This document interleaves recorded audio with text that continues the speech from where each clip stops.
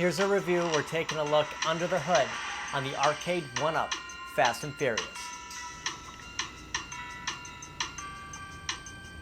Taking a look at the box itself, we have the dual speakers, the light up marquee, Wi-Fi enabled leaderboards, which we can link these. So you can link up to 4 cabinets here, a rumble effect, the gas and brake pedal, molded coin door, and this is going to stand 5'4". Open this up for the first time.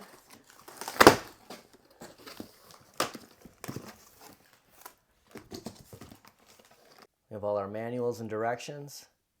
All of our hardware, including those screw cap covers, which have different colors to blend in with that artwork. And everything else is just standard with the Arcade1up packaging. But just to note that with the Deluxe, it is one less box in here because of the no riser factor. And here's everything right out of the box. We have 3 boxes, our hardware, owner's manual, and the cabinet itself. And just for reference here, I've done this on every other Deluxe cabinet I picked up. We do have the 4 available Arcade1up Deluxe on the back of the manuals. Getting a look at the control panel, the grill covered speakers, the marquee, the molded coin door, and the brake and gas pedal. And just to confirm, the monitor is a BOE, the best on earth. Taking a look at each side on the bottom base, the other side. And right before we sandwich these two together, they'll slide right into this bottom panel. Just a quick look at the monitor. Some graphics here underneath the screen. The marquee, the speakers, and the H panel. They just slide right into each other. Little tight spot to get in here. But don't forget these 2 brackets. Once you slide these 2 and bolt everything together, these are just another security net to keep everything together here. Powering this on for the first time. Everything works, the marquee's on, the screen's on. We have sound.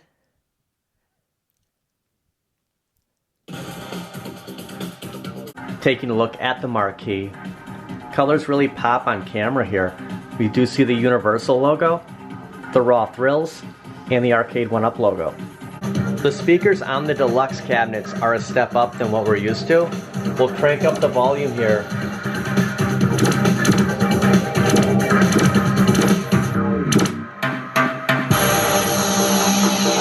Sounds like about 7 or 8's a pretty comfortable level for the volume. The speakers do get loud. I mean, it did pump out a lot of noise. And you can see on that monitor, it is a crisp BOE, and that's one thing John D did say. Going into the settings for the Fast and Furious, the headline game, we can change our difficulty. A rumble enabled. I don't see anything for scan lines on this. Onto Fast and Furious Tokyo Drift. Looks like no scan lanes on this either, probably because it's a newer game. These are both from the 2000s, 2004 and 2007, so I guess you wouldn't see those options for a newer title. We'll check out some gameplay for the headline game, Fast and Furious. Choose your transmission. Auto. Select your ride.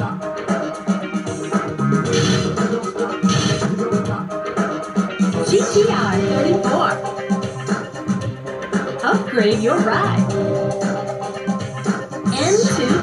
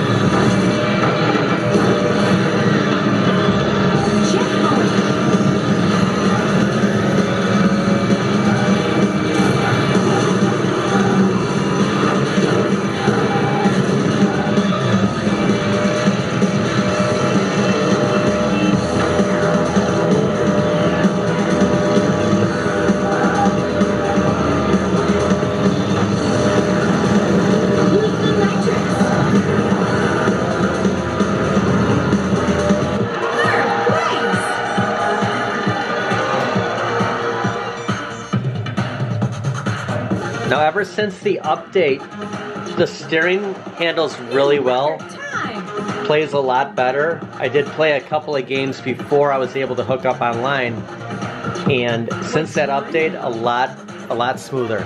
Check out some gameplay for Fast and Furious Tokyo Drift.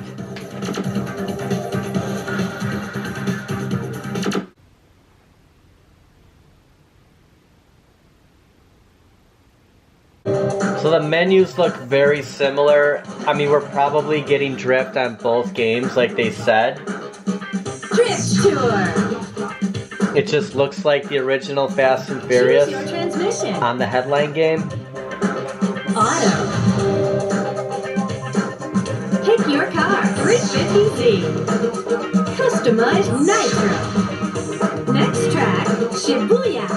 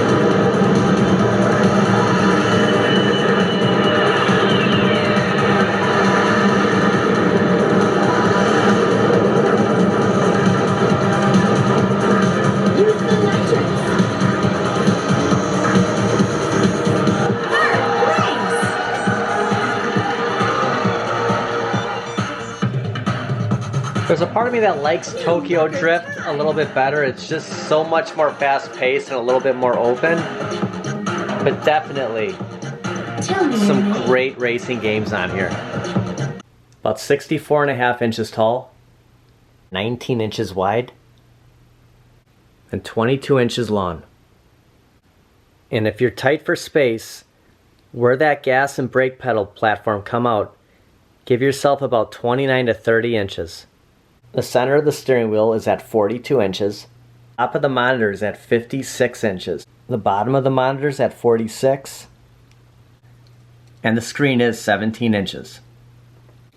Just in comparison to the Star Wars cab, the top of the Star Wars cab is at 54 inches. The top of the T2 cab is at 59 inches. So at 56 inches at the top of this screen, you're gaining 2 inches in your standard Arcade1up, but it is still just a tad lower than where Terminator 2's screen is. Now I have had some issues with some of my cabinets hooking up online. Might have been my router. Some of my cabinets never had any issues. Always a strong signal, never kicked me out. But with this one, it just wasn't taking my password. So I unplugged the antenna, plugged it back in, powered this back on, and it connected just fine. So when I first turned this on, my network showed up 2 different times, and this has happened on a couple of my machines. So if you see 2 of your same networks come up, it probably won't connect. So by undoing that antenna and plugging it back in, it reset everything, and only one network showed up, and I was able to sign in.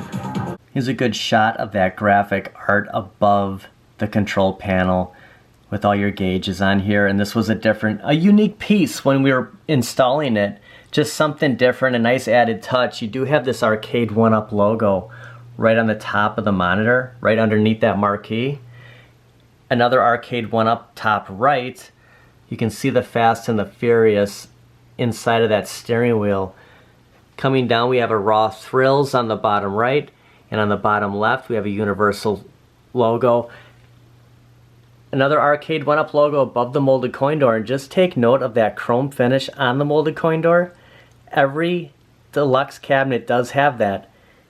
And the gas and brake pedal are exact clones of that Ridge Racer. Taking a look at the control panel, the steering wheel is identical to the Ridge Racer steering wheel. Everything about this, exact clone. And it's going to have that rumble on here, which is completely fine. I've never had any issues with the steering wheel for Ridge Racer. The layout on the buttons here, it's the same as on Ridge Racer, except your live button is here on the bottom, but you will toggle through menus, and you're going to get used to doing this. You know, you're going to be on this side, and then your start button is right here, so it just becomes second nature to you the more you play this on getting into stuff and selecting options. This gear shifter is a work of art. This thing is so solid. You can just hear it. And you can see that the cabinet's kind of rocking. Now I am on carpet. I'm sure if you're on hard floor, it might slide around a little bit. The thing is you don't have that riser adding that weight. And that's a thing to note, that this was 87 pounds. You had a riser on here, you're getting up to 94, 100 pounds. It's gonna hold this down a little bit. I mean, you can just see how it rocks a little. This doesn't bother me. I'm not going to put too much force when I'm driving, but it is going to kind of move around, especially being on carpet. Now this cabinet is hooked up for leaderboards online. As you can see, we are hooked up. We have a strong signal. Here's the leaderboard for Fast and Furious, and here's the leaderboard for Drift. So here's my final thoughts on this cabinet. I've had this for a couple of days now. I've played it for a little bit. I ran into some hiccups. I had a hard time hooking up online, and again, it might not even have had anything to do with this cabinet. It could have been my router.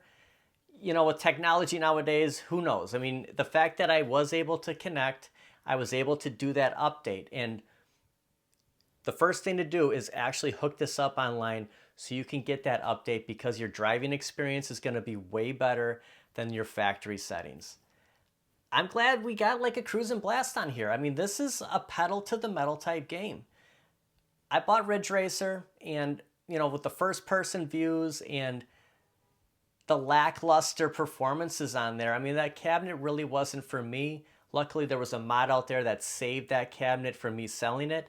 But this right here, this is a true racing type game. I think you're going to have a lot of fun with it. There's so many reviews out there, and we've all covered different things on this cabinet. I have yet to watch any because I didn't want it to factor anything into my review. But I'm going to watch the reviews now that I've made my review, and I encourage you to watch as many as you can. If you're undecided on buying this cabinet, it's $599. Watch as many reviews as you can. Get the best feeling if this is for you, or wait down the road for a possible sale. Thanks everybody for watching, and I'll see you guys next time.